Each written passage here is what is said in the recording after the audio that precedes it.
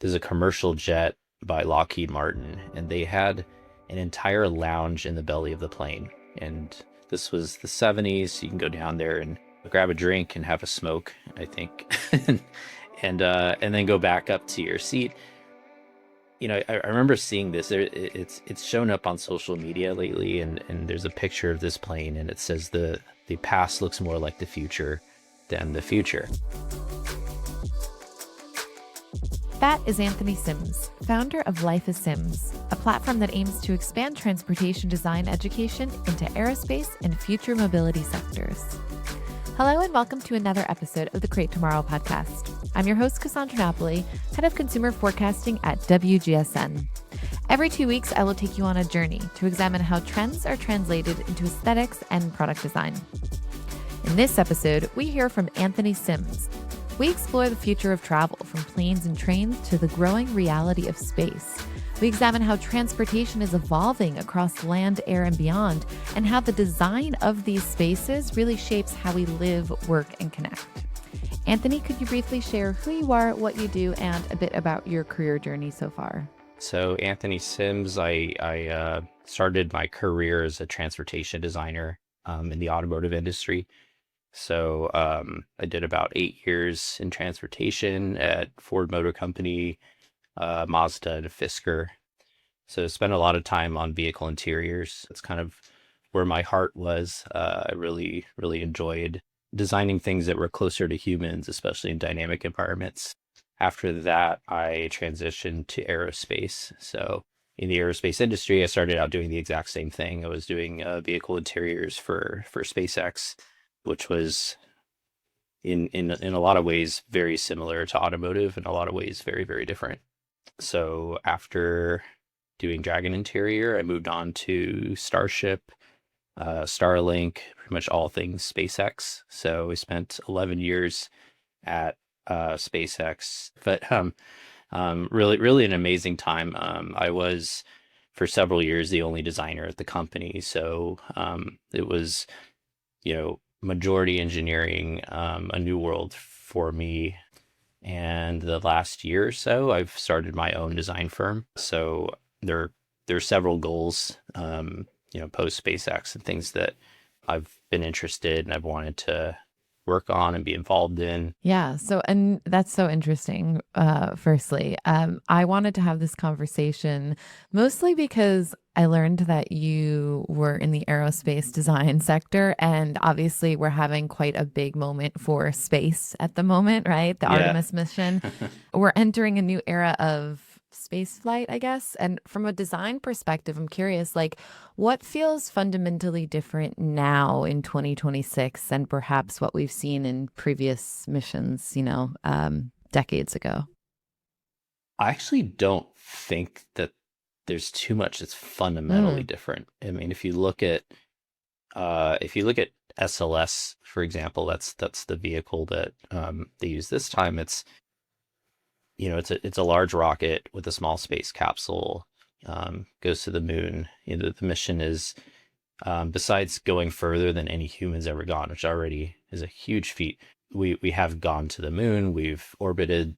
Earth is like we haven't sent humans to Mars yet. We haven't. There's a lot of things we still haven't done.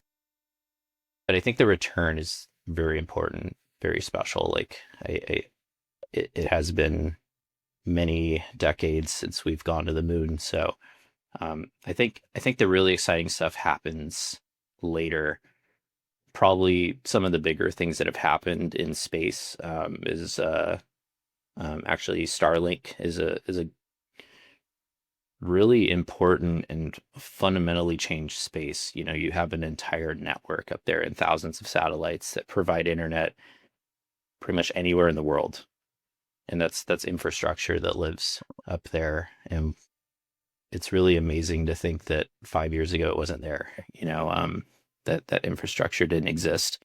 I think I want to get into that a little bit. So how do innovations developed for space actually maybe shape some of our everyday experiences, life, or products that we use in the day-to-day here on Earth?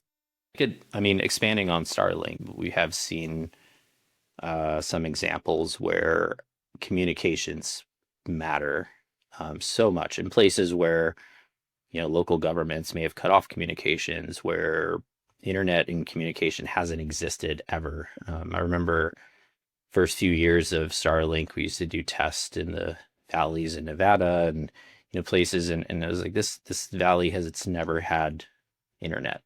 Like I can take a picture, upload it, and the world can see it, and that has never been a reality. For the entirety of human existence, and there's something to be said about that. Like I on one level, it's sign of the times that everything is quick and expedient, and maybe we don't cherish the fact that those a photo from the desert in the middle of nowhere used to be kind of a feat, and now it's readily accessible. What about designing for, we talked a little bit about the missions and stuff, people heading into space. Like as space travel becomes more of a, reality in the next couple of years, whether that's commercial or just more crewed flights, how do you design for humans really operating in extreme environments? Like what are the design considerations that are different from just, performance gear here on Earth? Reliability is probably one of the biggest factors, and if you're following Artemis, Hmm. you notice that the toilets did not work. Yeah. And I don't think I have to explain it to anyone how that just changes the vibe.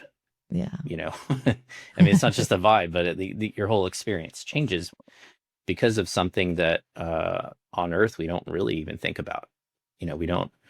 It's rare that a toilet fails on Earth, and there are many alternatives, and there's all that, and yeah, it's unfortunately something that's very, very hard to design for. It's reliability, and if you can't pass that milestone, it's very difficult to do all of the other things that I think are extremely important. Is a restroom that's comfortable, that has the right amount of privacy, that has good lighting, that smells nice. If you're an interior designer or someone who works in architecture, these things are really driving requirements for some spaces. If you're designing a hotel or a home, they're fundamental. And in space travel, I guess personally as a designer, I feel this urgency to get to that point, and it takes a lot of patience as a designer to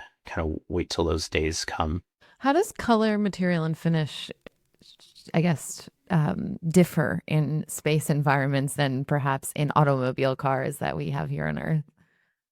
There's a few requirements that are very important for space travel. So flammability is the big one. Various space environments, they have different levels of oxygen, and primarily they're higher levels of oxygen than we see on Earth. So even things that you think aren't typically flammable are very flammable in that environment. And we've had disasters in the past with fires that have kind of shifted how we treat air in those space environments. Unfortunately, that means that the number of materials that you can fly to space are pretty limited, and that's really difficult to design around if you're trying to create an inspiring space for your passengers. If you look at Dragon, it's very monochromatic. We're really down selected to a few materials that we could fly that were readily available, past flammability, that we felt were safe. Toxicity is a big one too. You want to make sure there's no off gassing, that there's nothing in the environment that people are breathing. So if you imagine this is a sealed container, so if something really smells toxic and is toxic, you're going to be breathing that air. So it's really important to find materials that meet those requirements.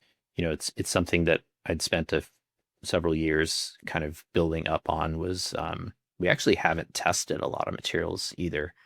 There are many materials that we haven't considered, and there are probably many more that could be developed for space travel.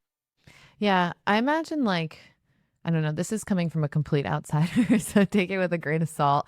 But I am like a very claustrophobic person. So the idea of space travel is just not for me. I want no part of it. I'm fascinated by it, but I imagine it's like being on, I forget the sort of ride that you would go on a fair. It's like the one that kind of circles and you're just stuck and you can't move.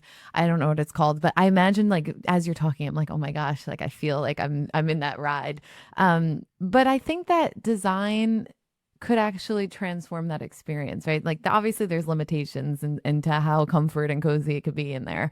But is that something you think about is like creating more of a comforting space as these individuals are facing such, intensity on happening around them? Yeah, I think one thing that's very important to me for space environments is to create a sense of normalcy. So this is something that I experienced for years was this idea that space environments, vehicles, because it's space, it needs to be space themed. And because it's space, there's no rules, there's no up or down. And uh, I, I I have to reference a designer who worked for the Russian Space Agency. So her name is Galina Balachova, and separately, I realized this, and I read this in the book, and I was like, there it is. She color coded the interior so that you could get a sense of up and down. So because we're put in a zero G environment doesn't mean that humans love to be in a zero G environment with no context. We still, I think our brains still look for an up and down or at least some sense of that. So I think no matter what you do, a space environment will be abnormal. It will be an environment that will look futuristic. You don't really have to worry about those things. I think the big challenge is creating a sense of normalcy, creating an environment that feels right to you, and that could come down to uh, very little things like lighting is so important in a space environment. Um, those little things that remind you of Earth. I mean, so there's in concept design, it's can we add a plant here and there? You know, if we can solve those little problems, you create an environment that feels a little more like home or a little more like your car. Or in the case of Dragon, it was really important to me to try to make it feel like you were in an airplane, because a lot of us have flown airplanes. So if you look at the window panel, and I used to do this a lot, was I'd put the Dragon window panel up and I'd put it next to, 777 window panel, and see it's not actually that different. The view is different for sure. Your experience is different, but um, yeah, it's a huge challenge, but I think it's very important. It's funny because I'm giving too much away in terms of my psyche right now, but just told you I'm petrified of closed spaces. So air like flying on airplanes is not a pleasant experience for me generally. And even like something like a doctor's office, right? It's always quite sterile and like white and fluorescent lights, and it doesn't make you want to be there. It makes people dread going to the doctor or the dentist or Yeah. whatever it is. I think airplanes are the same. I think like everything's sort of just gray, and it feels very sterile, and there's like kind of a musty carpet, and it doesn't really like scream this is something that's comforting for anyone.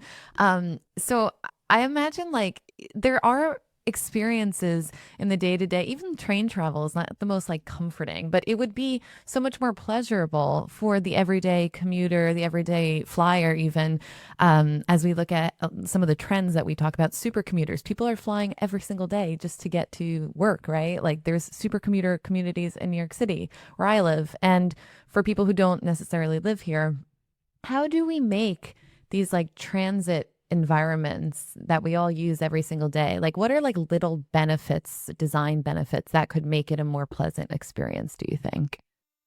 Commercial jet by Lockheed Martin, and they had an entire lounge in the belly of the plane. And this was the 70s, so you can go down there and grab a drink and have a smoke, I think, and then go back up to your seat. And I remember seeing this. It's shown up on social media lately, and there's a picture of this plane, and it says the past looks more like the future than the future. And this airplane had high ceilings. It had that basement lounge. I was like, yeah, that I would love to be in that airplane. Those things matter so much to the human experience. In the pre 1980s, flight was just way more expensive than it is today. Yeah, it's something to really study and consider and see how much how much this cost us. I think it's not just cost, but it's environmental impact and it's do I actually need to fly to Europe constantly for work? There's so many considerations in travel, and I think at least for aviation, we probably haven't um, respected how amazing it is that we can get into a plane and travel 3,000 miles, in a few hours. I think if we did see it that way, maybe somewhere in design we would turn those into better environments. This is a great segue to a few questions I have on the future of mobility, which we will get to. I just want to quickly end on the sort of space side of things. Do you think that do you think that the rise of interest in space, because it's a part of pop culture and it's because of culture, a part of culture right now, obviously the Artemis mission, we have big ambitions for space. Do you think that's going to trickle down into product design in terms of aesthetics? Do you think we'll start to see sort of like space influenced design as a result of this kind of new era of space travel and the space economy? I hope so. Like I've dreamt of this idea that and I think it's pretty true is the objects that you take to space are not that far from the objects you camp with or you travel with. So the idea that that's one and the same, and it's actually kind of true. Like we're watching Artemis, and they have iPhones.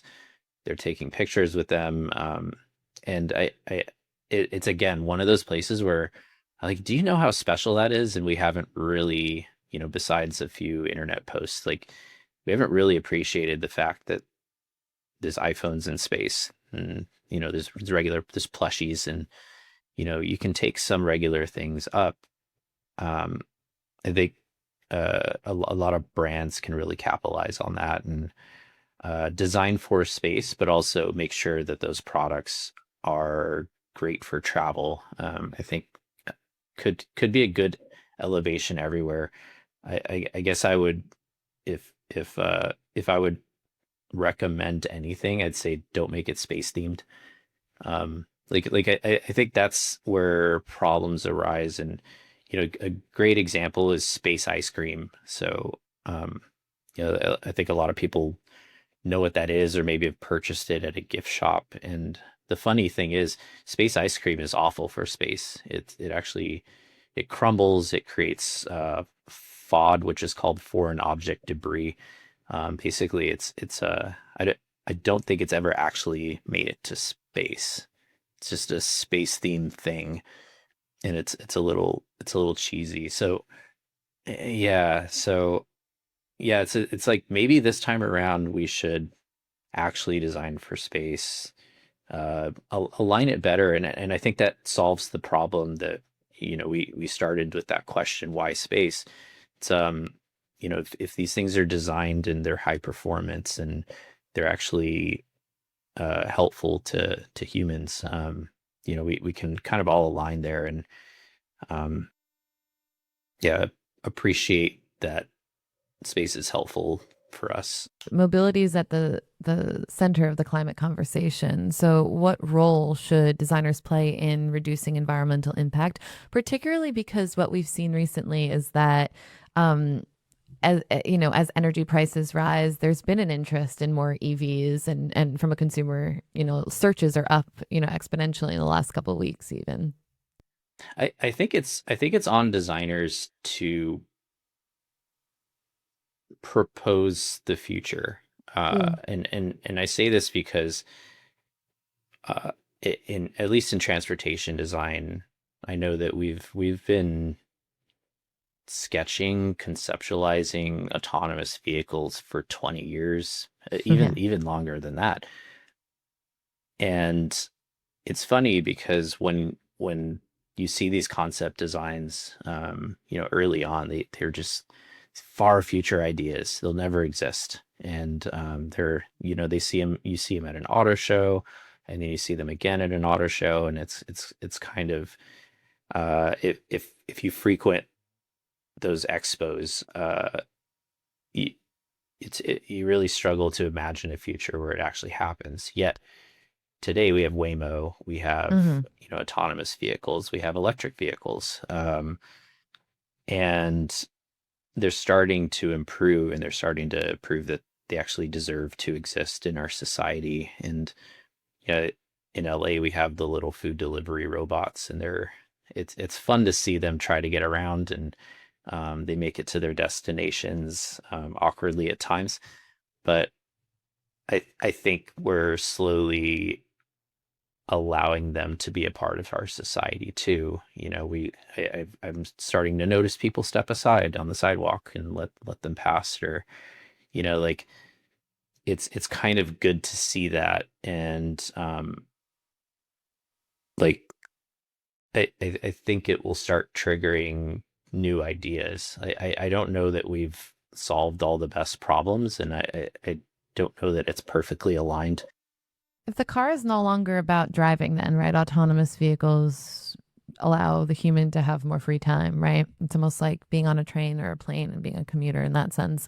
What does that mean for the in car experience, right? Particularly entertainment. And how should designers be thinking about that shift as it becomes more of a reality? I think we've reached a point where you can approach any vehicle and they're all pretty much the same experience, which on one level is nice. It's you can hop in a rental and you don't have to learn how to use it. On another level, I guess for me as a designer, it's like, well, what problems haven't we solved? And the traditional automobile, I think there's real desire to just look at the alternatives. And I'd say the alternatives, there's quite a few out there. I mean, VTOLs are kind of popping up here and there. Companies like Archer that are trying to find solutions to travel by air from one point to another. It's pretty interesting. Again, who knows on ultimately the environmental impacts and all that. But the idea that you can fly up and over, I mean, humans have been talking about flying cars for many, many decades, and this is kind of evidence that maybe that's starting to happen. Say we, you know, catapult ahead 10 or 20 years, right?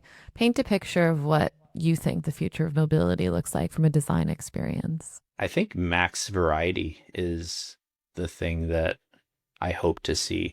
We've really experienced what it means to consider what we're sending where. So I think one for me, like a good example is how we mix moving cargo and moving humans. And typically that's one and the same. Like it absolutely terrifies me that we have semi trucks on the same freeways that cars travel on. Like um, when an accident happens, especially in bad weather. I mean, you've seen like ice storms where there's a pileup. Uh, that's a very dangerous situation to be in. And personally, as someone in transportation, it's a little infuriating that semi trucks share the same highways with cars. It's to me, I'd love a future where cargo has a whole different path. Um, and humans may have a whole different path too, like the number of highways needed to move things around. It doesn't look good from an aerial perspective. Like it looks like we've scarred the land and all that. So I mean, hopefully there's a future where we tread a little lighter and we don't need 8 lane highways everywhere. And I think separating cargo and humans is a really good first step. I think same thing for trains. I think at least in the US we haven't effectively separated how we use rail, and it's one of the reasons we can't upgrade to high speed rail, and introduce that. I think in the US it's much harder to introduce that. But I think again it's very important. And then for aviation and space travel, same thing. It's like we tend to reuse the vehicles for human and cargo. Like we design the same airplanes. And I think that kind of hurts the experience too. It's like if you're designing an airplane knowing that there needs to be a cargo variant, then it's going to be optimized for both. Yeah. And then it creates those gray airplanes that aren't exciting to sit in and make the experience much more difficult for people who are anxiety ridden when it comes to flying. So, Yeah. like always, I ask all of my guests, who is somebody that you admire that's creating a new version of tomorrow that you find deeply inspiring? It could be a brand, it could be a person, an idea. So, who is your pick? I actually visited their offices in Austin this year. It's called Icon, and they do 3D printed dwellings, and they've been around for a little while. They have some great demo units available to visit, and it's honestly something that I don't know that I believed in the early days, but I'm starting to see that they're solving a lot of these problems, and they're building this equipment that's really compelling. So I think it's one of these things that in another decade, you've actually you're actually seeing them surpass maybe the traditional methods of building a home.